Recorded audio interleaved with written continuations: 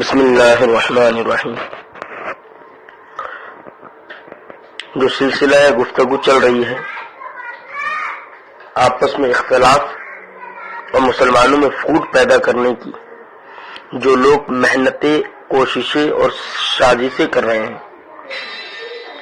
ان سازشوں کو رچنے والے دو اہم لوگ موجود ہیں ہندوستان میں فی الحال، جس میں ایک یوسف واپی، عبدالحکیم ٹانڈا، جن کا نام میں بار بار لے رہا ہوں تاکہ آپ کو یاد رہے، آپ بھول نہ جائیں۔ ہندوستان کے اندر مسلمانوں کے دو اہم مرکز ہیں، ایک مرکز دیوبند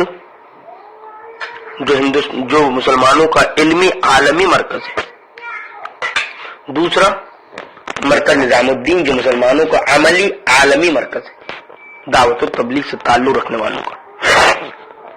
اور یہ دونوں مرکز مسلمانوں کی شان ہے، مسلمانوں کے سر کے تاج ہے، چاہے شورا والا ہو یا امارت والا ہو، وہ مرکز دیوبند سے اختلاف نہیں کر سکتا، میں ذاتی طور پہ بھی نہیں کر سکتا۔ دیوبند کے ہم غلام ہیں، دیوبند کا احسان ہم قیامت تک نہیں بھلا سکتے۔ اسی طرح مرکز نظام الدین اور مرکز نظام الدین کے اکابروں کا بھی احسان ہم قیامت تک نہیں بھلا سکتے۔ انہوں نے جن حالات میں اس امت کو سنوارا ہے، سنبھالا ہے اور لے کے چلے ہیں، دیوبند کا اور مرکز نظام الدین کا یہ احسان عظیم ہے اس امت پر۔ سوال یہ پیدا ہوتا ہے کہ دیوبند کے مخالف کون ہیں، مرکز نظام الدین کے مخالف کون ہیں؟ تو جواب یہ ہے کہ نہ کوئی مرکز کا مخالف ہے نہ دیوبند کا مخالف ہے۔ یہ دو لوگ یوسف واپی، عبدالحکیم ٹانڈا، یہ یہودیوں کے اور نصرانیوں کے ایجنٹ ہیں، کافروں کے ایجنٹ ہیں، جو مسلمانوں میں آپس میں فوٹ پیدا کرنے کا ذریعہ ہے۔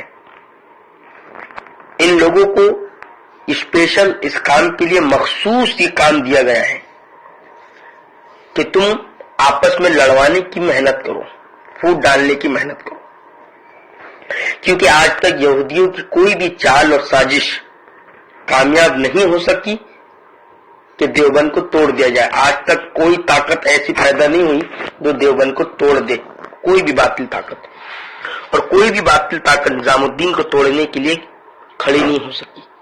کھڑی ہوئی بھی تو اللہ نے یہ دونوں طاقتوں کو ختم کر دیا۔ اسی لیے یہودیوں اور نصرانیوں اور مسلمانوں اور اسلام سے دشمنی رکھنے والے لوگوں نے ایک پری پلاننگ سازش کی ہے، کسی طریقے سے مسلمانوں کو توڑا جائے۔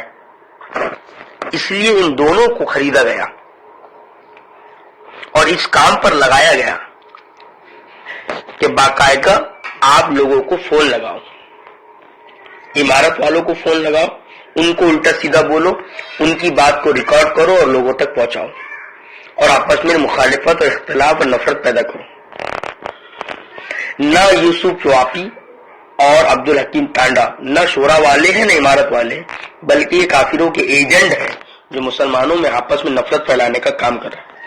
ان کا دھندا ہے آپس میں لڑوانے کا، اسی کام کے لیے ان کو رکھا گیا ہے ہندوستان کے اندر، کہ ہندوستان کے مسلمان آپس سے لڑ جائیں اور یہ دونوں مرکز ٹوٹ جائے، ختم ہو جائے۔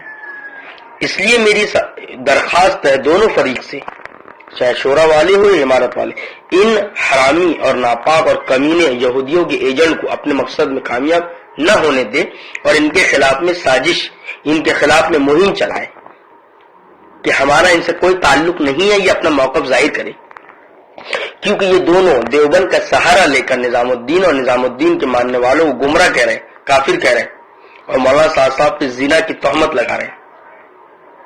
اس لیے ہر جماعت والا، ہر فریق جو ہے ان دونوں سے اپنی برات نازل کرے ان پر کہ ہمارا ان سے کوئی تعلق نہیں ہے، اور ان کا تعلق بھی دونوں سے نہیں ہے۔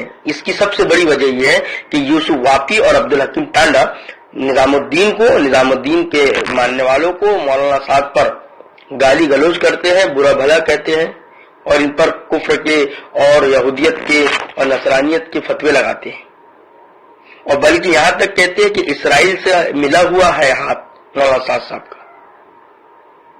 اور دوسری طرف ابھی مولانا عثمان کاکوسی نے جو کہ شورا والے ہیں، بہت پیاری اور اختلاف میں رہ کر اتحاد کی بات کی ہے.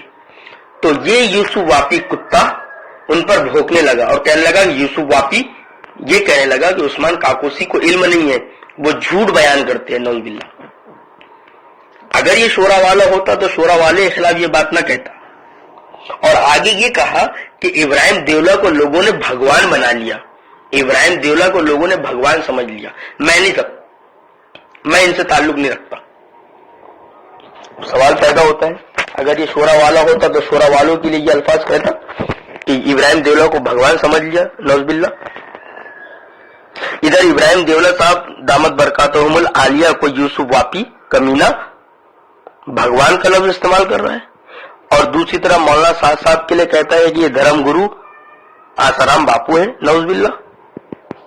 سوچو، پتہ چلا یہ نہ شورا والے ہیں نہ عمارت والے ہیں، یہ بیچ میں مسلمانوں کو لڑوانے کا کام کر رہے ہیں، یوسف واپی عبدالحکیم ٹانڈا.